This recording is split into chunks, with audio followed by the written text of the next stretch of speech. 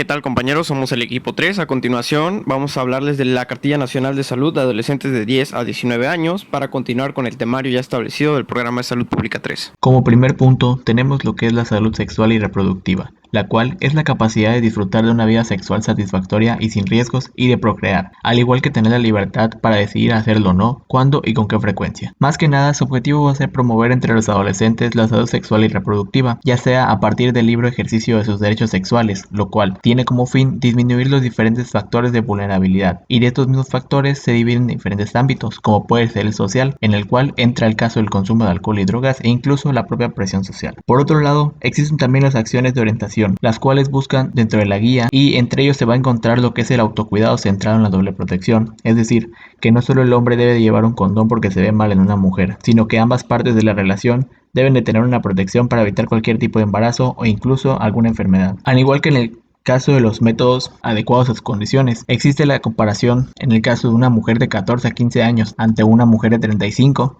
ambas pueden probablemente usar lo que es un parche hormonal. Sin embargo, en la adolescente puede tener efectos secundarios, los cuales van a ser peores que los beneficios obtenidos, debido a que es algo que no se puede aplicar a cualquier edad. Y bien, como sabemos, en México a lo largo de los años ha existido esta violencia sexual y doméstica, en la mayoría de los casos hacia las mujeres. Sin embargo, lo que se busca es un rechazo hacia toda esta conducta por ambas partes, hacia mujeres u hombres. Y por último, el cuestionamiento de modelos sociales y culturales con relación al embarazo precoz, como en las culturas las cuales se busca embarazar a los adolescentes para probar su feminidad, o de que la mujer solo está para embarazarse, y lo hacen desde una edad temprana, o el hecho cultural de que la mujer debe atender al hombre y a cierta edad las casan con alguien mayor para llevar a cabo su papel como mujer ante su propia sociedad. Ahora, entrando de lleno en otro punto, se tiene lo que es la promoción de la planificación familiar, en la cual entra la NOM 005, la cual va dirigida hacia los servicios de planificación familiar, los cuales tienen como objetivo brindar una atención sin exclusión a toda persona a la cual acuda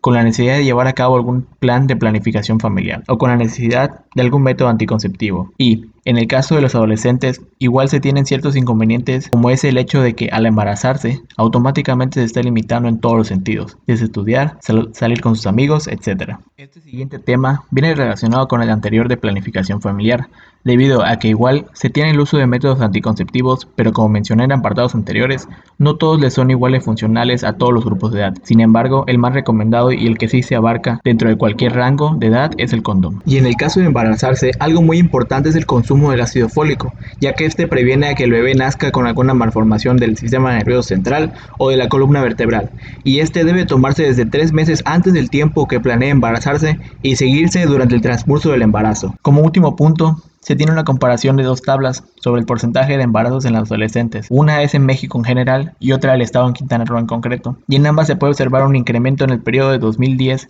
a 2013 en el caso de México y en el caso de Quintana Roo de 2010 a 2014 dentro de lo que son los porcentajes de embarazo. Sin embargo, a partir del año 2014 en el caso de México y 2015 en el caso de Quintana Roo, se observa un descenso de dicho porcentaje, lo cual se puede deber a diferentes cosas. Una de ellas sería la buena concientización de los adolescentes y otra que va prácticamente relacionada con esta concientización es el uso correcto de los métodos anticonceptivos. Para continuar, les hablaremos de la prevención del VIH, SIDA y otras infecciones de transmisión sexual. Ahora, hablando de las infecciones de transmisión sexual o ITS, de manera general, pues se puede decir que estas se van a contagiar durante relaciones sexuales sin protección con personas que estén infectadas. Igual, estas infecciones de transmisión sexual pueden tener múltiples causas, ya sean virus, bacterias, hongos, parásitos, y estas incluso pueden llegar a pasar desapercibidas o presentar sintomatología muy evidente. Va a afectar a cualquier persona independientemente de la edad y del sexo, pero en este caso nos vamos a enfocar en las adolescentes. Dentro de las más conocidas van a estar el VIH, el SIDA, que es causado por el VIH, la hepatitis B y C, el virus del papiloma humano, la gonorrea, la candidiasis, herpes, sífilis y tricomoniasis.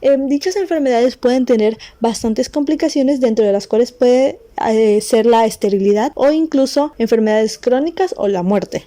Al verse incrementados los casos de VIH en los adolescentes, se decidió la creación de la NOM 010 SSA2 de 1993. Esta NOM tiene como objeto actualizar y uniformar los principios y criterios de operación de los componentes del Sistema Nacional de Salud con respecto a las actividades relacionadas con la prevención y el control de la infección por el virus de inmunodeficiencia humana. Dentro de la NOM se incluyen ciertas actividades orientadas a la prevención de más contagios, dentro de las cuales van a ser: primero, informar a la población sobre la magnitud y la importancia de la infección por VIH, para que de esta manera se pueda orientar a la población sobre medidas preventivas y conductas responsables con el fin de evitar más contagios de VIH. Igual se debe instruir o enseñar a la población sobre las medidas personales de protección para prevenir esta enfermedad, teniendo un mayor énfasis en los adolescentes, ya que esta es una población que está en riesgo. Y también pues va a ser alentar a la demanda oportuna de la atención médica en pacientes con VIH, SIDA o pacientes sospechosos, ya que al tener una atención oportuna se puede dar un tratamiento adecuado y evitar muchas complicaciones.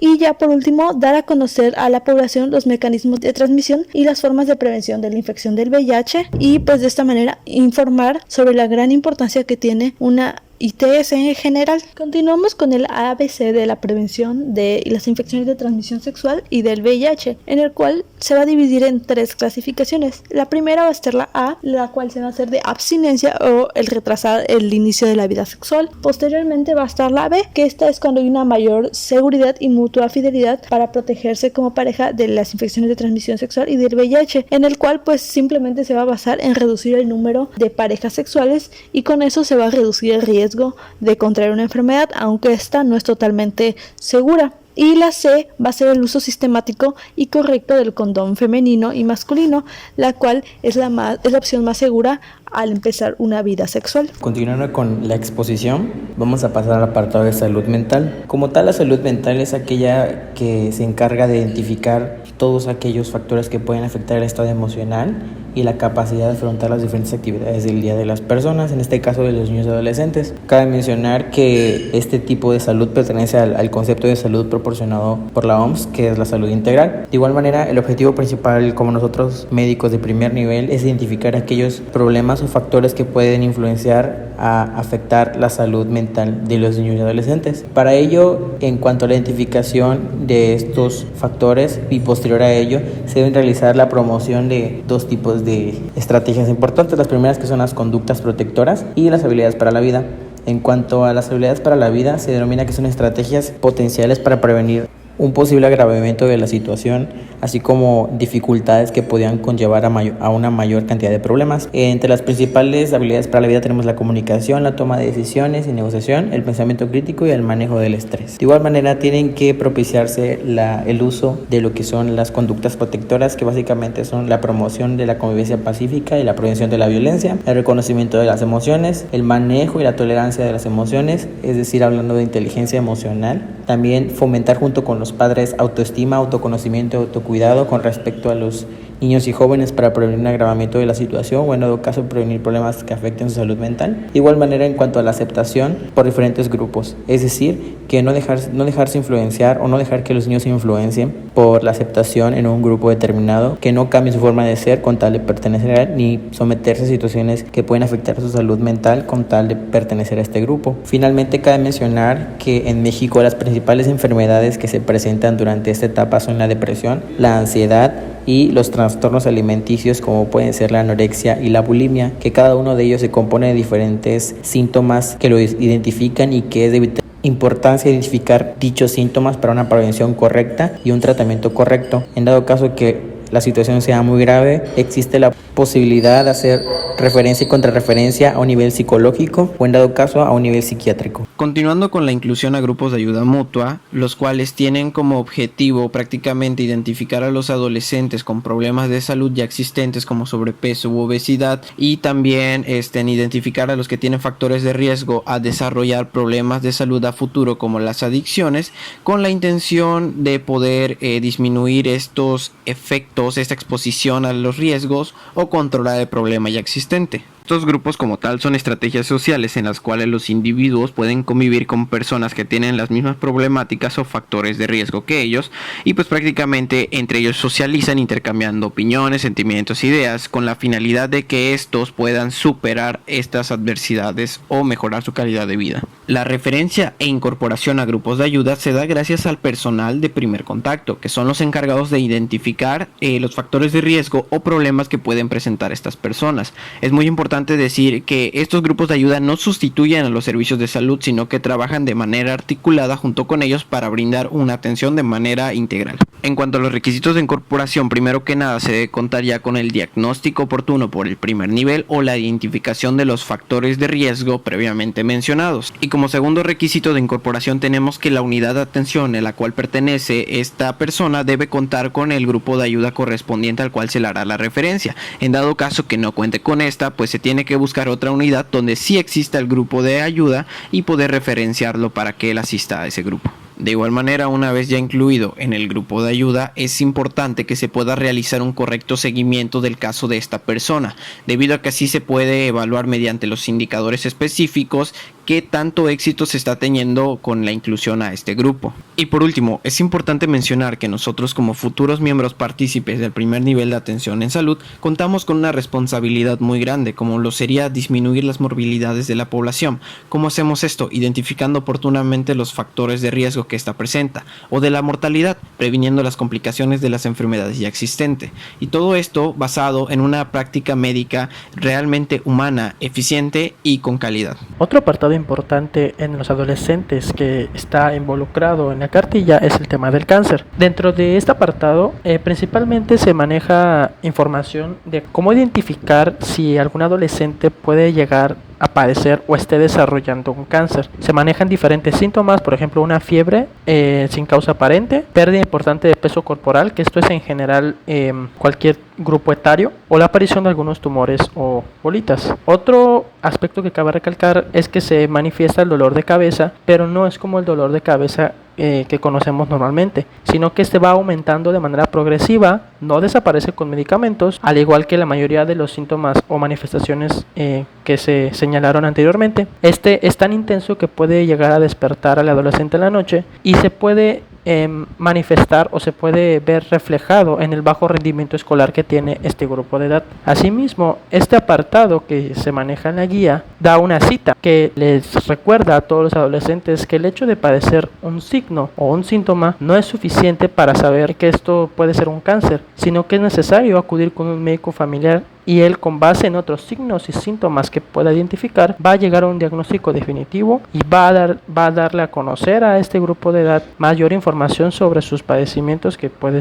estar presentando. A continuación hablaremos sobre el último subtema, que es el esquema de vacunación. El objetivo de este, según la Guía para el Cuidado de la Salud generado por el IMSS, es otorgar protección específica a los adolescentes de 10 y 19 años, mediante la aplicación de vacunas, generalmente como un tipo de respaldo o porque no se terminó el esquema de vacunación infantil. En estas imágenes podemos ver en qué consiste el esquema de vacunación. También podemos ver las vacunas que se incluyen en él. Por ejemplo, tenemos la hepatitis B, la de tétanos y difteria, la de tétanos, difteria y tosferina, influenza, sarampión y rubiola y la del virus del papiloma humano. Empecemos con la doble viral o sarampión y rubiola.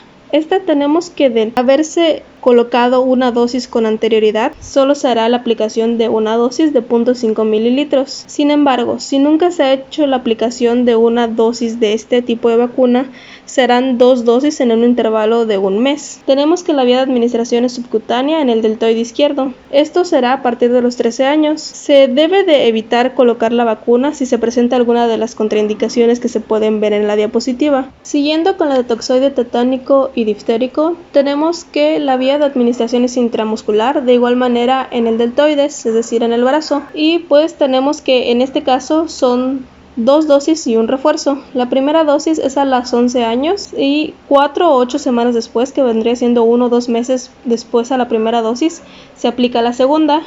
y posteriormente hasta cumplir los 12 años se aplica lo que viene siendo el refuerzo. Esto se recomienda repetir cada 10 años o inclusive cada 5 años en lugares que presenten muchos casos de tétanos. Ahora hablemos de la antihepatitis B. Tenemos que la dosis es de 1 mililitros y esta es vía intramuscular y se aplica en la región deltoide. Tenemos que la primera dosis se hace a partir de los 11 años y luego se aplica una segunda dosis al mes de haber aplicado la primera. Siguiendo con la vacuna de tétanos, difteria y tosferina, tenemos que esta es de una aplicación única, es decir, es una única dosis y se hace en la semana 20 del embarazo. Esta tiene como objetivo brindar protección específica al recién nacido, esto antes del inicio del esquema de vacunación habitual. Y por último tenemos la del virus del papiloma humano. Esta es únicamente para las mujeres y el esquema consiste en 3 dosis. La primera se aplica a las niñas de 5º grado o de 11 años de edad. La segunda aplicación es a los 6 meses de la primera